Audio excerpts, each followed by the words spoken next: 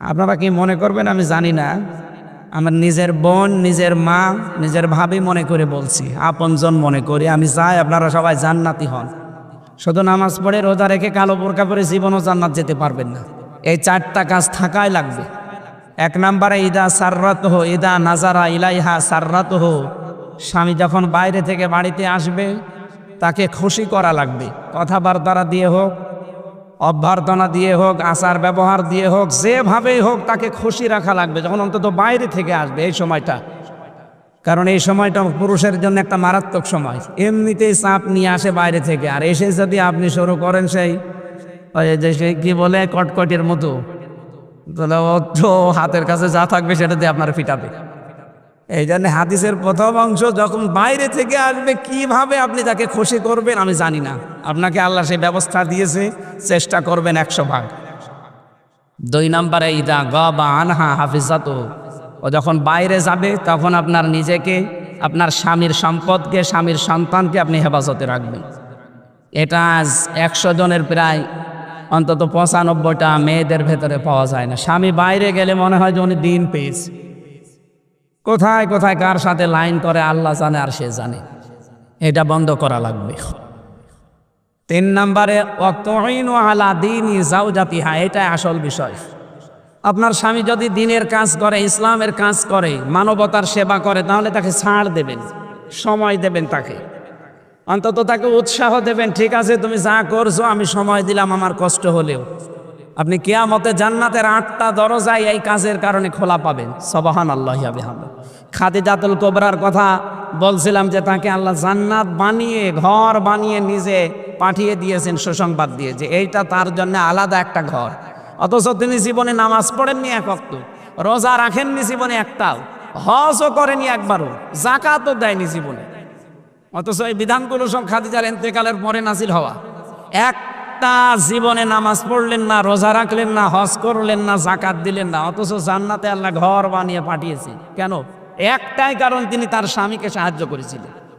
তার জীবনের যা ছিল সব স্বামীর পায়ে দিয়েছিলেন। আপনার তো আমি দেওয়ার জন্য না, শুধু একটু সাপোর্ট দেওয়ার জন্য বলছি। 4 নম্বরে আপনার স্বামী যদি কোনো জায়েজ হুকুম করে, যেটা পছন্দ করে, যে জায়েজ, এটা জীবন থাকতে আপনাকে মানা লাগবে।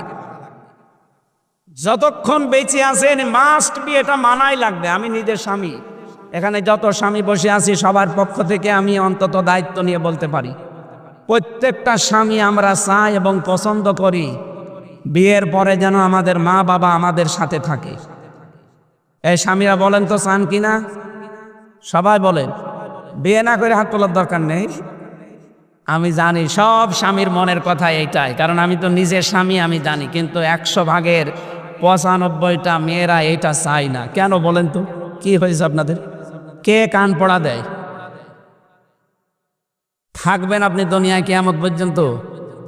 খুব বেশি হলে এখানে আমরা যারা আছি, আর খুব বেশি হলো 50 বছর পরে কেউ এখানে থাকবেন না, সব মাটির নিচে যাবেন। নতুন মানুষ এখানে এসে চাষ করবে। 100 বছর পরে যদি এসে কুষ্টিয়ার এই 2 তলা বাড়িতে আপনি এসে বলেন যে বাড়ি আমার, ওখানে যারা থাকবে আপনাকে ঢুকতে দেবে? আমি আমার পূর্বপুরুষ যারা আছে, আমার বাবার নাম রিয়াজউদ্দিন, তার বাবার নাম জাহান আলী, তার বাবার নাম নমাজ আলী, এরপরে আমি আর চিনি না। হ্যাঁ, সত্যি কথা বলছি, আমি আর চিনি না, কারণ আমার আর জানা নেই। এখন যদি নমাজ আলীর বাপ এসে আমার কুষ্টিয়ার এই বাড়ি দেখে বলে এ বাড়ি আমার, আমি বানিয়েছিলাম, ওনার দাঁত মুখ রাখবো? সব করে ফেলবো না? যদি ইয়ার কে মারেন আপনি?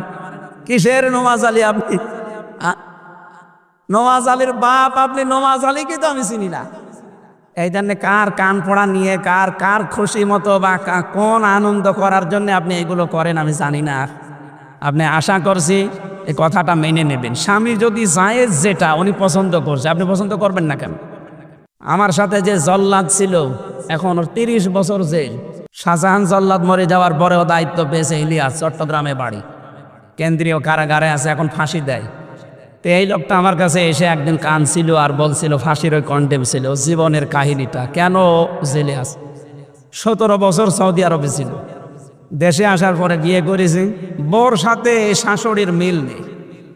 খালি বলে যে ওদের আলাদা করে দেন, ওদেরকে মানে মাইনাস করে দেন, অথবা অন্য জায়গায় পাঠিয়ে দেন, আমি এদের সাথে থাকবো না।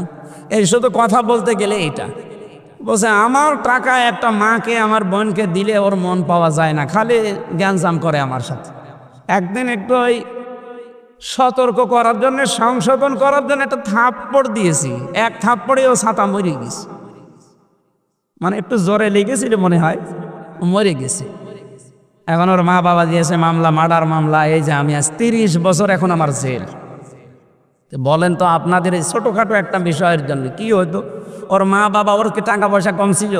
17 বছর বেটা বিদেশ কেটে এসেছে, অথচ আপনি ছোট মনের কারণে এটা করতে। আমি জানি মেয়েরা এখন বরদোয়া দেবে, যে বলবো হুজুর যেন আর এখানে জীবনে না আসে। আমার আর আসার দরকার নেই। তা আমি চাই আপনারা যেন বেঁচে চান, কিয়ামতে ধরা খেয়ে যাবেন। কিন্তু স্বামী যেটা পছন্দ করে যদি জায়েজ হয়, জীবন থাকতে আপনাকে মানা লাগবে।